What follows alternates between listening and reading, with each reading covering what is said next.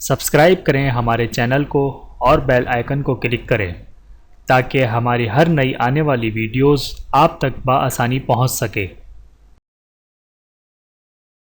بسم اللہ الرحمن الرحیم۔ حضرت اسحاق علیہ السلام۔ بسم اللہ الرحمن الرحیم۔ آپ حضرت ابراہیم علیہ السلام کے چھوٹے بیٹے تھے۔ آپ حضرت اسماعیل علیہ السلام کے 14 سال بعد پیدا ہوئے۔ آپ حضرت سارہ رضی اللہ تعالی عنہا سے پیدا ہوئے۔ اس وقت حضرت سارہ بوڑھی ہو چکی تھیں، اولاد سے مایوس تھیں، تاہم انہیں اولاد کی تمنا تھی۔ آپ کو اولاد نہ ہونے کا صدمہ بھی تھا۔ جب آپ پیدا ہوئے اس وقت حضرت ابراہیم علیہ السلام کی عمر 100 سال اور حضرت سارہ کی عمر 90 سال تھی۔ اس عمر میں عام طور پر اولاد پیدا ہونے کا امکان نہیں ہوتا، بلکہ اس عمر میں تو آدمی آسانی سے چل پھر بھی نہیں سکتا۔ اس حالت میں اللہ تعالیٰ نے آپ کو بشارت سنائی۔ قرآن کریم کے الفاظ ہیں، اور خوشخبری دی ہم نے اسے اسحاق کی جو نبی ہوگا نیک بختوں میں۔ بہوالا القرآن پارہ 23 رکوع 7۔ اور ایسا اس وقت ہوا جب اللہ تعالیٰ کے فرشتے قوم لوط کو عذاب دینے کے لیے جا رہے تھے۔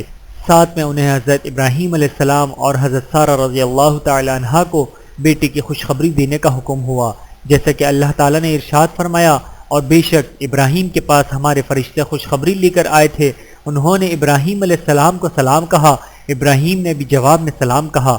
پھر ابراہیم علیہ السلام فوراً ہی ان کے لیے بھنا ہوا بچڑا لے آئے۔ بہوالا القرآن سورہ ہود رکوع 7۔ حضرت ابراہیم علیہ السلام بہت مہمان نواز تھے۔ اللہ کے فرشتے آپ کے پاس انسانی شکل میں آئے تھے، آپ نے انہیں مہمان خیال کیا، اس لیے فوراً ان کے لیے بچڑا بھون کر لے آئے اور ان سے فرمایا لو کھاؤ۔ فرشتے چونکہ کھاتے پیتے نہیں، اس لیے انہوں نے کھانے کو ہاتھ تک نہ لگایا۔ اس سے حضرت ابراہیم علیہ السلام ڈر گئے۔ اس زمانے میں اگر مہمان کھانا نہیں کھاتا تھا تو خیال کیا جاتا تھا کہ اس کی نیت ٹھیک نہیں۔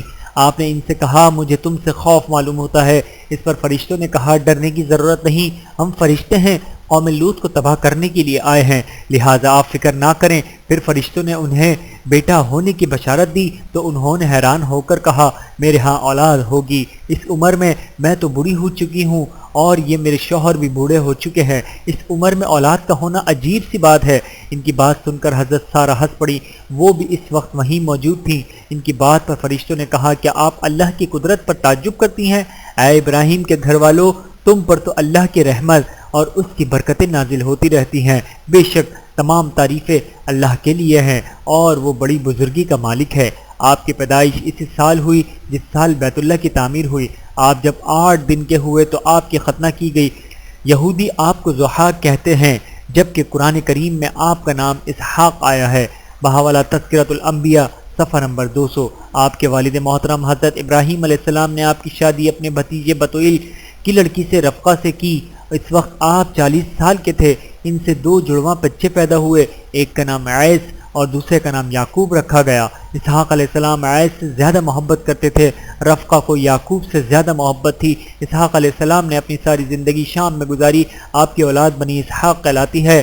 بنی اسرائیل میں جتنے نبی پیدا ہوئے سب کے سب آپ ہی کی نسل سے تھے۔ ایک روایت میں ہے کہ آپ کی اولاد میں 3500 انبیاء کرام پیدا ہوئے۔ آپ نے 160 یا 180 سال کی عمر میں وفات پائی۔ آپ کو آپ کے والد محترم حضرت ابراہیم علیہ السلام کے برابر مدینۃ الخلیل میں دفن کیا گیا۔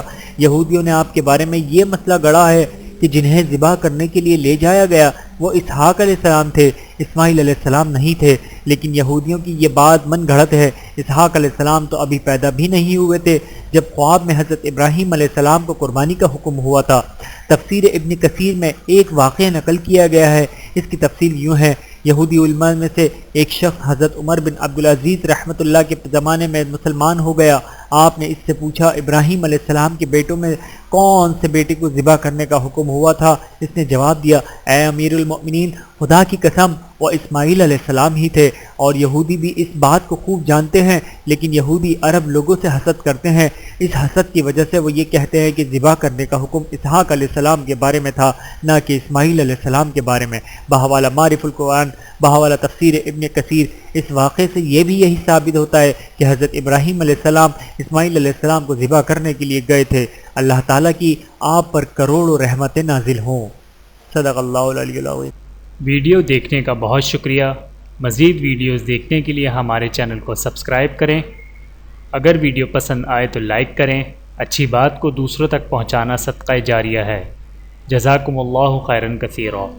اپنا اور اپنے پیاروں کا بہت زیادہ خیال رکھیے گا اور مجھے دعاؤں میں یاد رکھیے گا۔ ٹیک کیئر، اللہ حافظ۔